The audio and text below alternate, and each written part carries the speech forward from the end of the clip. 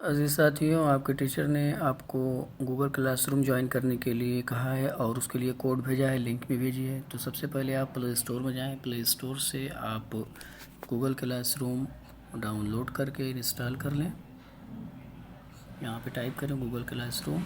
मेरे में पहले से इंस्टॉल है। बस इंस्टॉल हो जाने के बाद आप इसे ओपन करें। ओपन करने के बाद यहाँ नीचे प्लस की जो बटन है इसे प्रेस करें। यहाँ पे क्रिएट और ज्वाइन दोनों ऑप्शन आएगा। ज्वाइन पे आप क्लिक करें और जो कि टीचर ने आपको जो कोड प्रोवाइड किया है उसको यहाँ पर एंटर कर दें। जैसे ही आप यहाँ पे एंटर करेंगे ये बटन ऑन हो जाएगी ऊपर राइट साइड कॉर्नर में ज्वाइन की। इसे जैसे ही आप प्रेस करेंगे आप ज्वाइन हो जाएंगे।